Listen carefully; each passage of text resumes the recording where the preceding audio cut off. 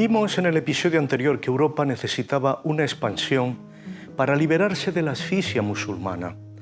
Pero todavía tenemos que preguntarnos por qué fue España la vanguardia de esa expansión. ¿Por qué le tocó en suerte a los poderes ibéricos protagonizar la expansión atlántica de la sociedad europea? Ante todo, porque la monarquía hispánica y la de Portugal eran desde siglos la frontera de Europa. Por Oriente, Europa no podía expandirse. Turquía era un muro invencible. Había ganado la importante ciudad de Bizancio, milenaria, inexpugnable, la puerta eterna de Asia desde la vieja Troya. Turquía no solo era invencible, amenazaba el centro de Europa y lanzaba a sus huestes de soldados esclavos Danubio arriba, llegando a sitiar Viena en varias ocasiones. Aunque el Papa Calixto III, uno de los Borgia, ya había trabajado para repetir la vieja institución de la cruzada, nadie acudió a su llamada.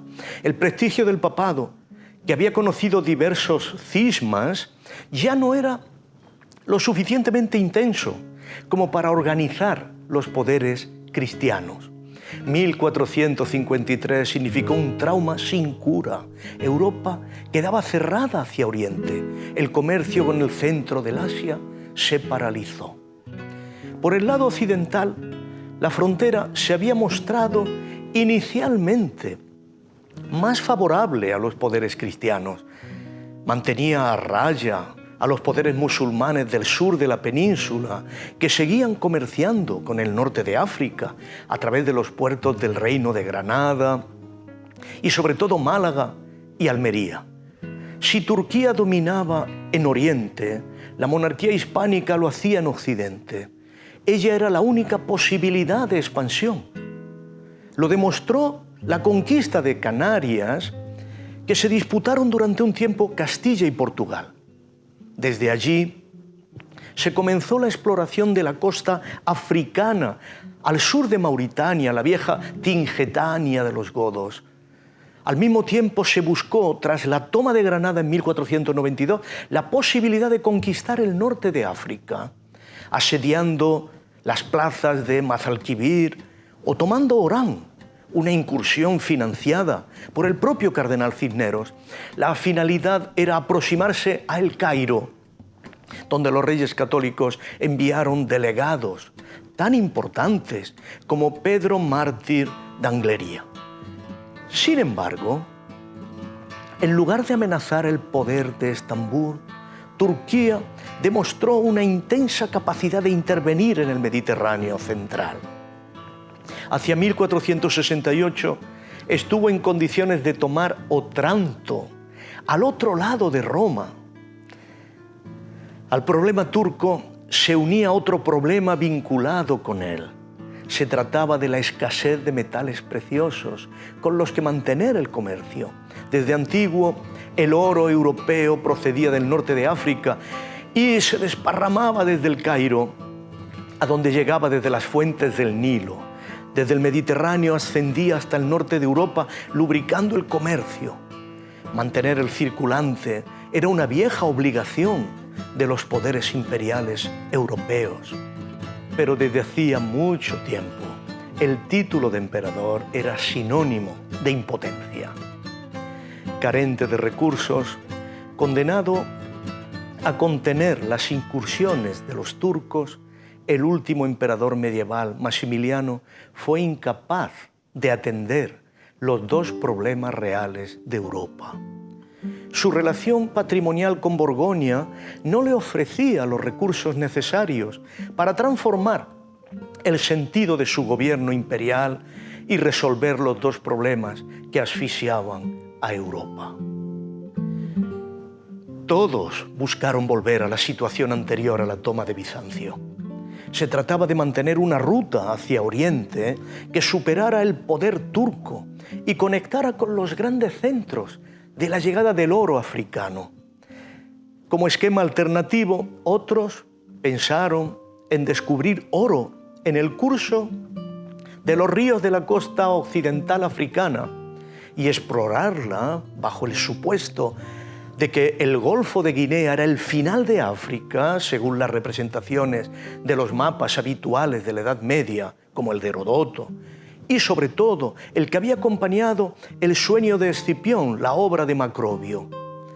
Si se miran bien estos mapas, se descubre que la representación general de África no podía ir más allá del Ecuador, cuyas aguas, según creencias antiguas, hervían por el calor y eran intransitables. Pronto, para financiar los viajes, los portugueses comenzaron el negocio de los esclavos africanos, a quienes consideraban apropiados para los nuevos cultivos intensivos como el del azúcar. Fue así como los portugueses, el reino más estable y sin guerra contra los musulmanes, tomaron la delantera a Castilla en el reconocimiento de la costa africana a lo largo de la segunda mitad del siglo XV, mientras las guerras civiles, endémicas, dejaban a Castilla sin una dirección solvente. Portugal, por el contrario, la tenía, como demostró su rey Juan II, que ordenó a Bartolomé Díaz el gran reto de encontrar una ruta alternativa hasta la India, rodeando toda la costa africana. Se logró en 1486, llegando hasta Etiopía, y fue una hazaña extraordinaria, pues al final África resultó ser mucho más larga y grande de lo que decían los mapas. Al final, los portugueses podrían comerciar con el país de las especias sin pasar por el territorio dominado por los turcos. Desde ese momento, la ruta portuguesa funcionó, otorgando una hegemonía atlántica a Portugal que prácticamente monopolizó el comercio de especias y productos orientales hacia Europa. Lisboa se convirtió en un gran centro de distribución hacia Inglaterra y el norte de Europa, desafiando la especial posición de Venecia, que logró mantener una privilegiada alianza con Turquía. Ese gran éxito de los portugueses animó a la monarquía hispánica de los reyes católicos. Tan pronto encontraron la paz, que estaban intensamente unida a la Casa de Portugal y que se la decidió a emprender su propia aventura atlántica. Hacia 1492 todo estaba en un impasse. Los portugueses habían abierto una ruta, pero interminablemente larga. El poder imperial de Maximiliano estaba neutralizado. Castilla empeñada en la toma de Granada y Fernando esperando la oportunidad de recuperar el Roselló y de hacerse con Nápoles, mientras Francia estaba pendiente de estabilizar su dominio en Italia. Los actores europeos se encontraban en un equilibrio de mínimos. Todos querían expandirse, pero ninguno tenía grandes opciones de lograrlo. Al menos los reyes hispánicos pudieron dar al mundo cristiano la alegría de tomar Granada, que fue un gran acontecimiento. Sin embargo, no compensaba la toma de Bizancio. Además, empeoraba ciertas cosas, porque cortaba el último lazo comercial con el norte de África.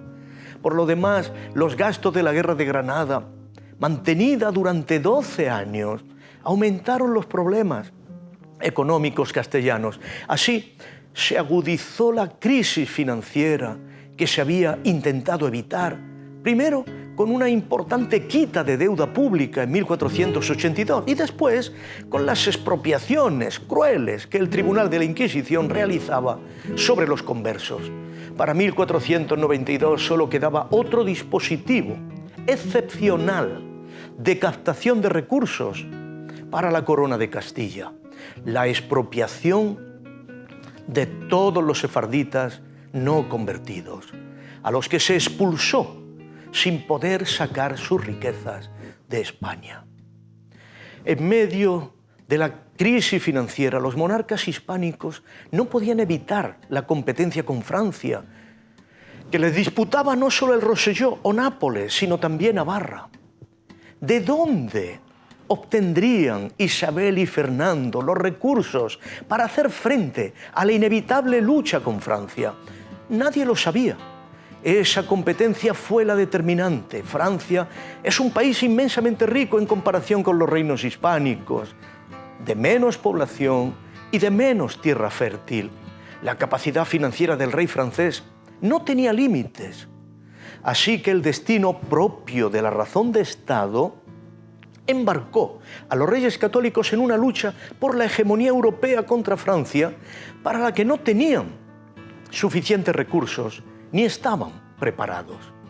Tenían que apostar incluso a las opciones menos probables, y una de ellas era la empresa de Colón. Lo hicieron sin un gran espíritu de compromiso, sin una gran fe en ella, pero tampoco perdían mucho con su fracaso. La expansión atlántica de la monarquía hispánica fue así, desde el principio, una empresa improbable.